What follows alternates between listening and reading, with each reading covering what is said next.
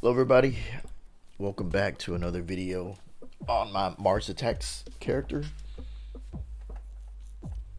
This video kind of shows where this is probably the last video because pretty much got all the textures after this and everything else is placed in the scene, and that's it. That's pretty much most of it. As you can see from the previous videos, where I've been and what I've done to get to this point. The last video I did a skull, so I'm using the alien for reference and scale because their heads are about pretty big, but then they're kind of cartoony, so a human skull would be a little bit bigger, I factor, and I just kind of place it in the scene. I wanted to put more bones and stuff around, but I just didn't have the time to do that. Maybe later on down the road I could add some more to this scene, but for now I'm gonna call it done at the end of this video. What I do is add a little dirt and grime, some textures, and I use Spotlight for a lot of it to add some of the texturing to it after I unwrap everything.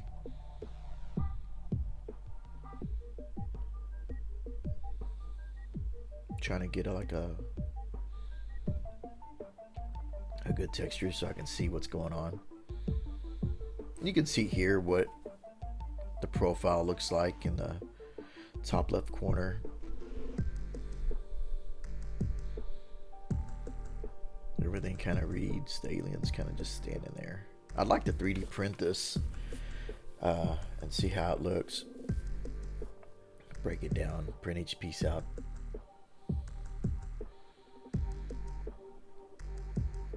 A lot of the little details without using textures, just trying to see how it reads.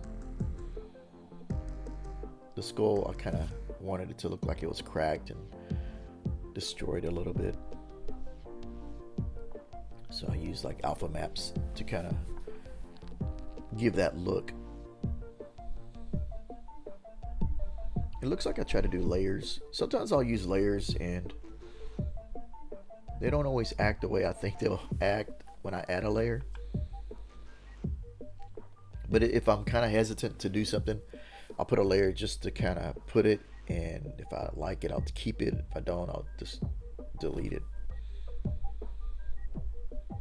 But you can see here how the alpha maps are pushing the cracks a little bit. And what I probably did, I probably should have, looking back now, I probably should have used poly paint, so those cracks actually showed texture and detail a little bit more defined. But it's all good. It ended up working out in the end. I really wanted the skull to look like it was really fractured and destroyed, like it was just blasted from this alien. Because everything around it, even the concrete, all the little details are cracked. Nothing is safe from this alien, destroying everything in his path. You can see I use the same kind of little alpha map, kind of flip it around so it doesn't look too repetitive, or bridge it off itself to make it look a little similar. It seemed to work for what I needed and what I wanted it to look like. Just kind of overlapping each little texture on that. I think I go a little crazy with it and just apply it everywhere. I think at this point, after working on this model for so long, you're ready to start something new.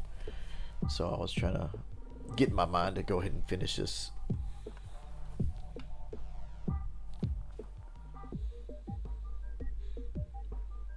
I think the tricky part is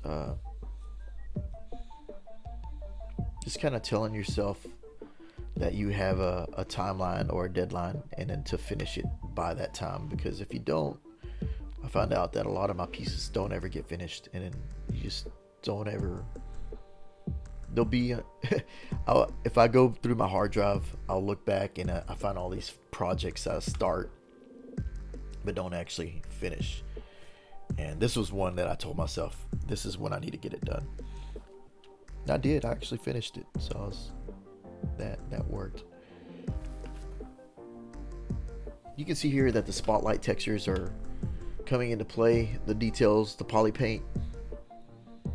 I used like a ground texture that I had pulled and some other details to kind of paint back in.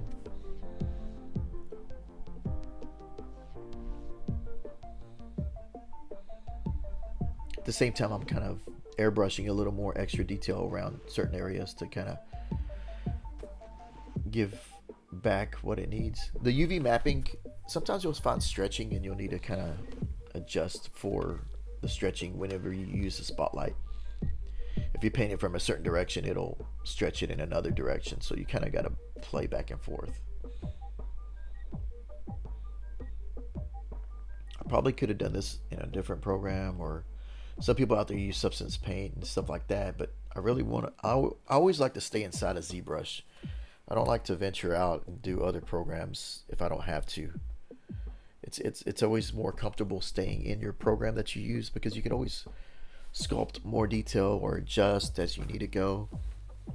For me, that helps because it's using the tools that are there.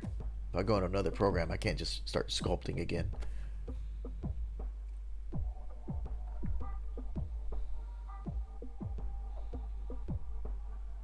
It was a fun project, I'll say that. This model was pretty cool. It was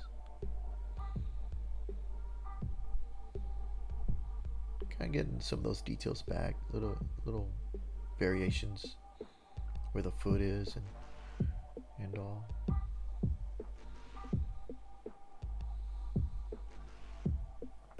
I really wanted to take this into Marmoset Toolbag 3, but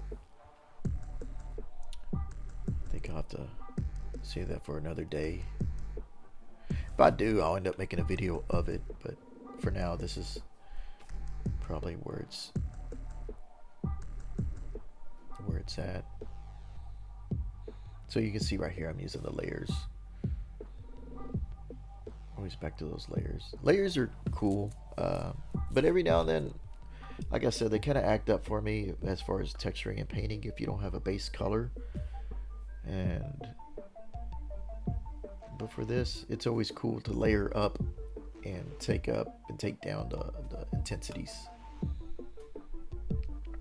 So I'm kind of doing my own kind of like a shadow maps or ambient occlusion type texturing here. So the objects look a little more contacted to the mesh and the model and don't look like they're floating as much. I try to help the render along a little bit doing this process. Paint those peaks and valleys. You can kind of see where his foot would be and everything else.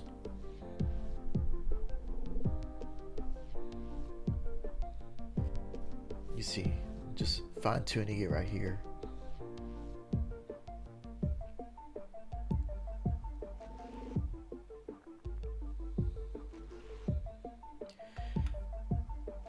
It's a good thing that they started adding folders inside of ZBrush, because that helps out so much when you have folders and you can actually collapse down parts of your model. Before, you would have to scroll all the way up and all the way down, or click on the model and try to find it, and having organization helps so much a lot in projects or models and stuff. So going to the spotlight, trying to get like a little look for these little cinder blocks. Intensity, I wanted it to have like a slight, intensity, but not so harsh that it made it like too noisy. So you can see right here, I'm just kind of painting it up. This is actually fun and calming at the same time. You can see where it ends on the spotlight and it just cuts it off, but I just go back and repaint it, turning the model back and forth so it doesn't look repetitive with the textures. Some of the models, the UVs didn't stretch as smooth as I liked, but If you didn't see it, I didn't worry about it too much. I just kind of carried on.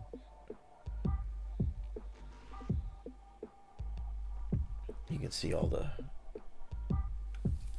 stretching that happens whenever you do the poly or the spotlight poly paint mixture. It'll stretch on some of these angles, and like right there you can see the UVs aren't as accurate, and I probably could have fixed that, but it's okay. We're not zooming in 100% to go see the little details. Fairly quick process if you think about it, how easy this becomes once you start getting into the little details. It's pretty fun. So right there you can see the waviness of the UVs that are stretching. I think I look at it and just like okay, we'll fix it somehow. I think what I do is kind of go back and smooth it a little bit, but try not to smooth it too much. But for what this model is zoomed out, you're never gonna see that. It's those little details. So I know this is kind of repetitive of just doing the same. You know, you're watching this and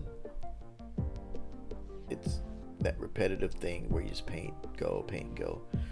But that's what you got to do to finish the model. You just complete it, get it done. Each little piece, just pick it up and put it down. Pick it up, put it down. Kind of like lifting weights, I guess.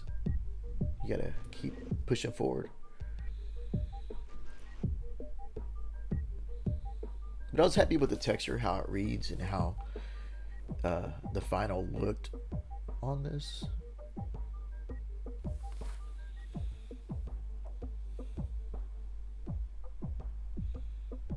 So getting inside of here, I had to mask off certain areas, and this is part of those what do you call it, the layers.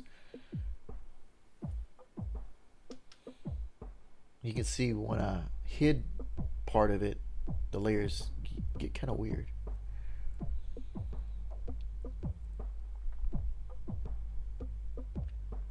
And once I reveal everything, it'll go back to normal. But it's always, whenever I use layers, there's always something funky happening. I'm like, oh, that's those layers. Sometimes I'll collapse it and just carry on. So you'll see in a minute when I turn it back on. Those layers on the right.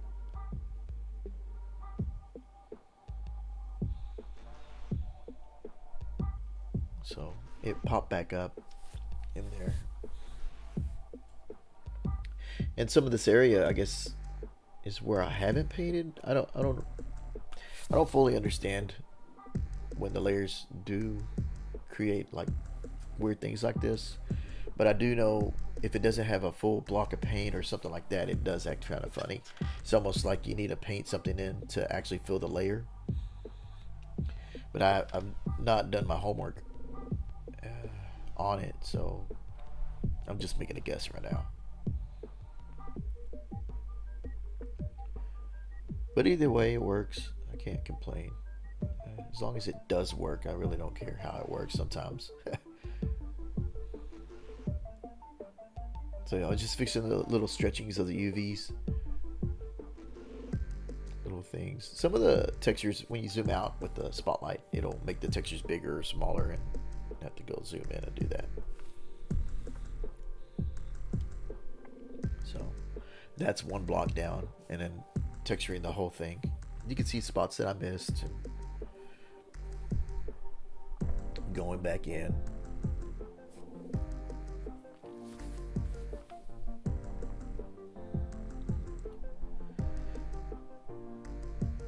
Yeah, sometimes you can just zone out on one little piece of your model, and at the end of the day, you're just like, man, I just got that one little piece done. Same with this, I do the same thing. I had to go back and dig up the texture or whatever I used Or I think I'm trying to vary it up. Let's see. Yeah, I'm trying to give a little more different cracks. It's always fun to have a library of alpha maps. And these maps were actually from the website on Pixelogic under downloads. Back, I don't know, there was a time when you could click and it would download all the packs and you didn't have to do individual. I don't know if that's still the way it is, but a couple years ago you could just click the pack and it'd give it all of it. That's what these are. I just put them in the path under the ZBrush folder. That way it shows up this way.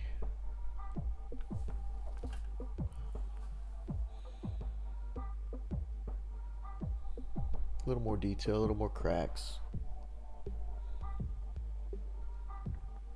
Like I said, you can do this, like, you can focus on one object and just keep adding detail, and it's fun. I can't really complain.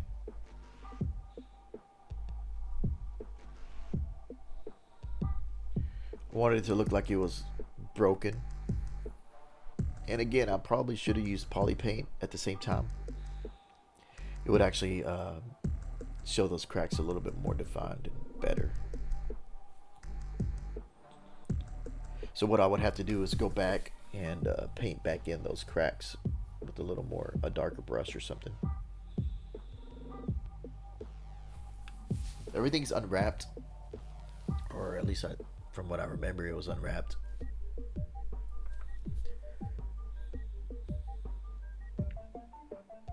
See what happens here.